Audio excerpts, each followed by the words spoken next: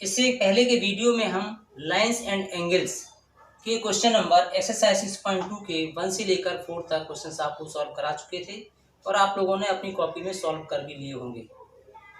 आगे question number 5 है, तो पहले हम बुक में सबसे पहले क्वेश्चंस को ध्यान से पढ़ेंगे और उसमें मुझे क्या क्या गिवन में दिया है वो आपको लिखना है।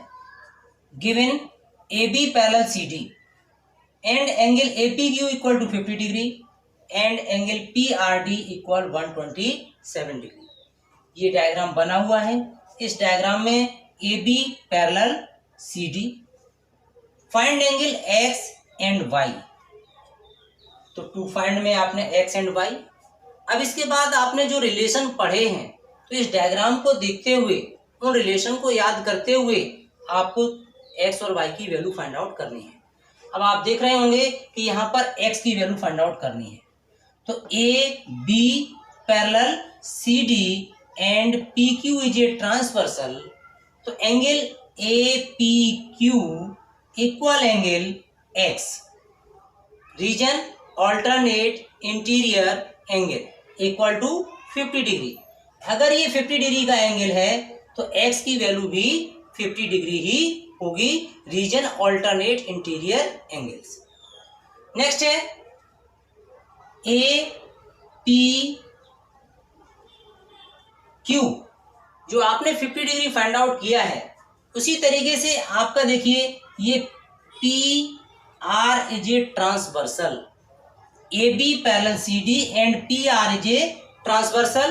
तो इसमें से ये वाला angle APR equal angle PRD, ये दोनों आपस में इक्वल होंगे, रीजन लिखा है alternate interior angles.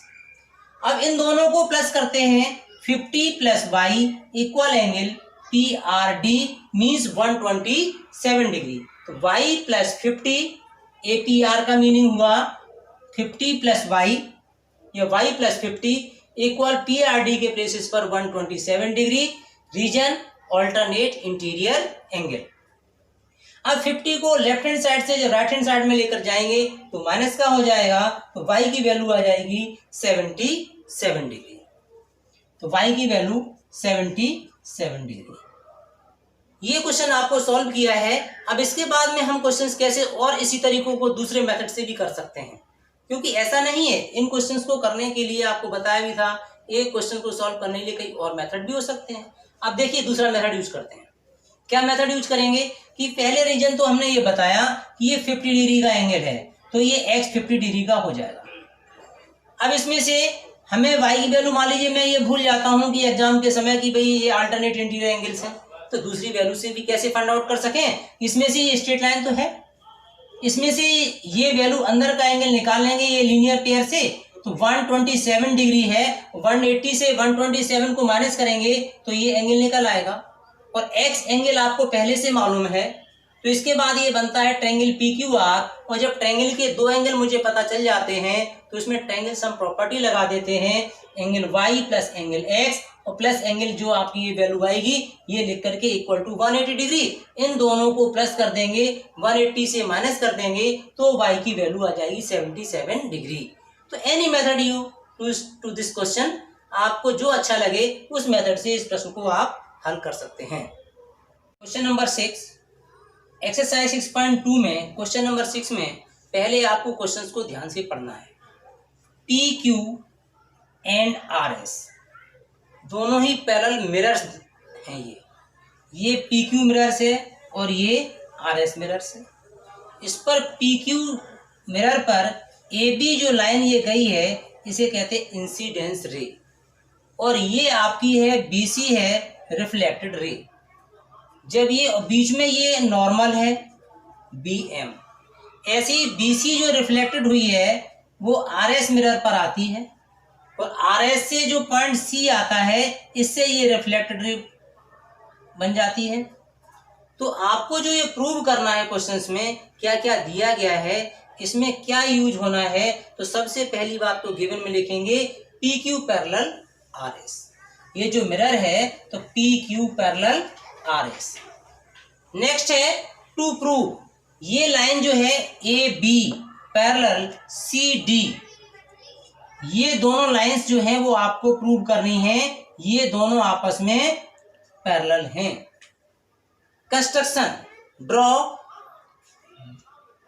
MB and CN perpendicular from the points B and C, means draw BM and normals at point B and C। इसके बाद प्रूफ में आप लोगों ने फिजिक्स पढ़ी होगी क्लास 8th में कि उसमें लॉज ऑफ रिफ्लेक्शन है, और लॉज ऑफ रिफ्लेक्शन है angle of incidence equal angle of reflection. यहाँ पर आप ये देख रहे होंगे, ये जब इंसिडेंस रे है तो ये रिफ्लेक्टेड रे है, बीच में जब नॉर्मल डालते हैं तो ये एंगल 1 और एंगल 2 आपस में इक्वल होते हैं। तो रीजन है angle 1 equal to angle 2, angle of incidence equal angle of reflection by the laws of reflection. Angle 3 equal to angle 4। Similarly C point पर ये एंगल 3 इक्वल टू एंगल 4। अब इसके बाद में ABC जो एंगल है ABC, we can write angle 1 plus angle 2, इसको लिख सकते हैं। तो ABC को एंगल 1 और 2 एंगल बराबर हैं, तो इसके प्लेसेस पर एंगल 2 प्लस एंगल 2, और इन दोनों को प्लस करेंगे तो यही हो जाएगा twice angle 2। Angle BCD equal to angle 3। Similarly जैसे इसे आप ABC को आपने क्या लिखा है 2 एंगल 2, ऐसे ही BCD को 3 और 4 एंगल हो जाएंगे, तो इसे हम लिख सकते हैं twice angle 3। MB perpendicular PQ and CN perpendicular RS, therefore MB parallel CN। जब ये दोनों पैरेलल्स होंगे तो इसका मीनिंग ये है कि lines perpendicular to the two parallel lines each other. अब इसके बाद का मीनिंग हो गया कि angle 2 equal to angle 3। We multiply 2, जो इक्वेशन आपकी आई है एंगल 2 इक्वल टू एंगल 3, इसमें आपको 2 से मल्टीप्लाई कर दीजिए बोथ साइड। बोथ साइड का मीन्स है लेफ्ट हैंड साइड में भी और राइट हैंड साइड में भी।